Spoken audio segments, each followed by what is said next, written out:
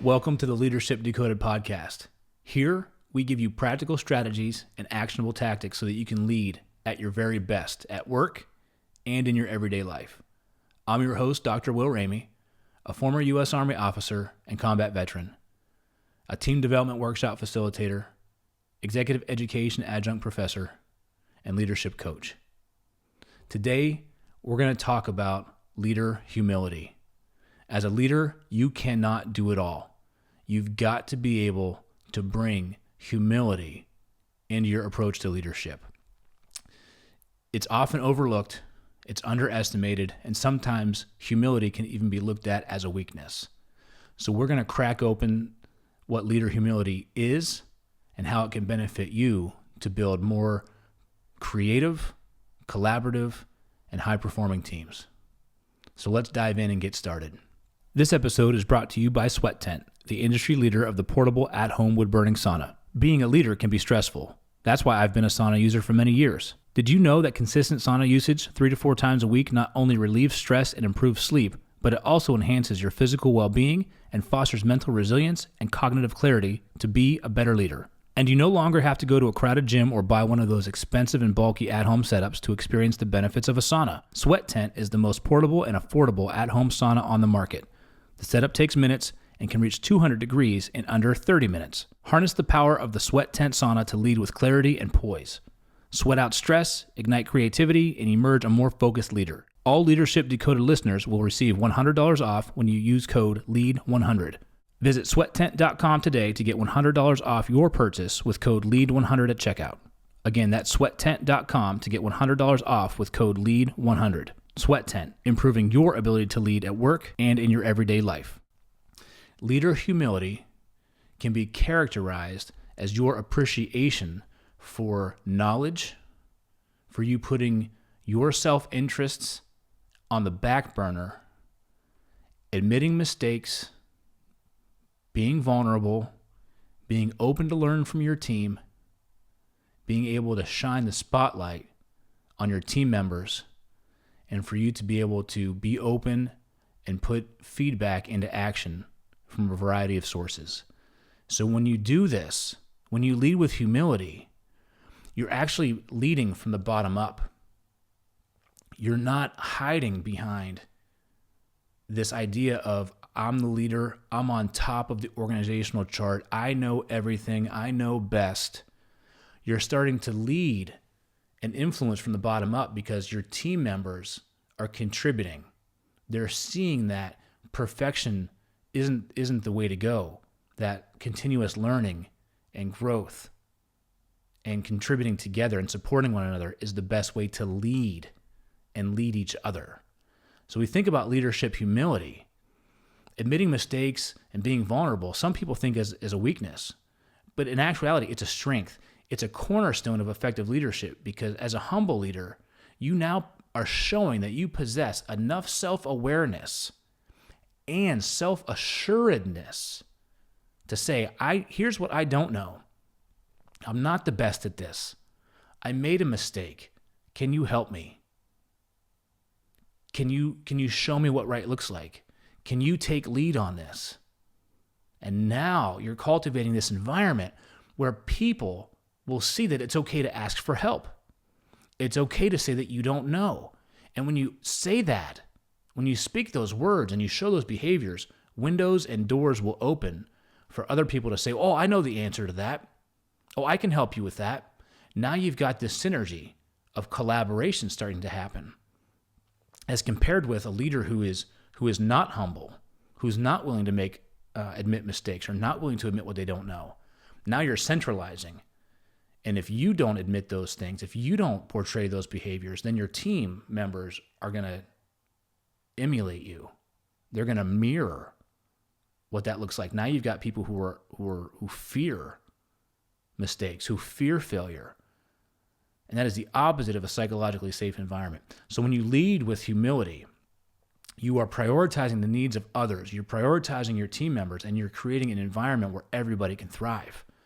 Research has found that when you lead with humility, you establish a positive atmosphere, and it injects this energy stimulus into the environment this positive atmosphere that you create where learning is open and people embrace a growth mindset and people are asking for help and giving help. Now you've got this leadership claiming and leadership granting that's occurring. People are stepping up. They're energized by the opportunity to contribute. Research also shows that humble leaders tend to be open to their own limitations and admit that they need help or admit that they made a mistake. And this shows that you don't need to be afraid to say that you don't know. You don't need to be afraid to admit mistakes. You're open to learn from each other so that your team members see that and they become psychologically safe with admitting their mistakes and looking at it from opportunity to growth. That will actually accelerate your performance. That will accelerate creative solution and problem solving, all by being humble. Research has also shown that when you lead with humility, you are open to feedback and you're allowing and welcoming people to give you feedback on what's working well, what's not working well, so that you can best serve your team. And isn't that what leadership is about? Partially, is serving others, creating the space for your team to have open conversations about what they need so that they can be the best at their jobs. So when you lead with humility, you're fostering this environment of openness, this atmosphere of learning and mutual support and trust. So what I want to be able to share with you is that this idea that when you have humility and you embrace leadership from a humble aspect, and you see humility as a virtue that you can cultivate, that you can embrace, you're opening up your team to use constructive voice. They're becoming connected. They're speaking up more often with brilliant ideas, with solutions and things to try, which then energizes their desire to be dedicated and committed towards the purpose and the outcomes that you're striving for. Humility is a synergistic factor in your leadership approach. And what you find are constructive teams, creative teams, resilient teams that can bounce back quickly from setbacks, all because you as a leader are setting the tone with that behavior and others will reciprocate and follow.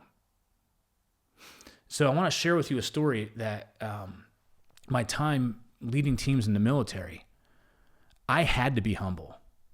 I've led base maintenance platoon. We were in charge of doing wheeled vehicle maintenance on vehicles. I have never been a mechanic. I am not mechanically inclined. I led a maintenance recovery team when I deployed to Iraq.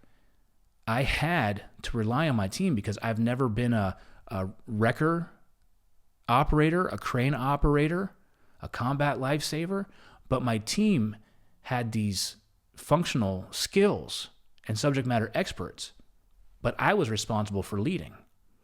I led satellite communication teams. I've never been a intelligence specialist or a signals analyst or a satellite equipment operator, but I was responsible for leading.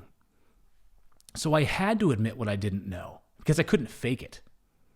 So that's what some leaders try to do, is you try to fake your way through it. And that is just going to lead you to this disingenuine approach to leadership. It'll lead you to centralizing things. It'll lead you to turning people off. So I had to admit what I didn't know. What I did was I spent time with my team in their space to learn from them, to ask them about their work, to tell them, you know your job best, but I'm responsible for the final decisions on certain things. Help me make the best decisions possible by teaching me. And then when they did something well or they contributed, I would shine the spotlight on them. When the team achieved a goal, it wasn't about me as a leader. It was about what the team did. I deflected credit and gave it back to my team, and I accepted blame when things went wrong. I accepted ownership when things didn't go right. That is humble leadership. Growth mindset, seeing people where they are and asking for feedback. Teach me something. I don't know. I made a mistake. Help me make a better decision. I need to make a decision on this by X date. Give me the best information that you have so that I can make the best decision for what's good for the team. Right? And then giving credit where credit is due, where credit is earned. And that's at the team level. If you're looking for a spotlight, if you're looking for glory, if you're looking for achievement, those leadership positions are not for you. If you're looking to build a team around you, a team of leaders around you, of people who are supportive, who learn from each other, who give feedback and take feedback and put it into action to get better one step each and every day, leadership positions are for you, and humility is a virtue that you can embrace. I want to share with you and explore some practical ways to cultivate and embody leadership humility in your approach to leading teams. All right, the first is being sincere. So false humility will absolutely set you back.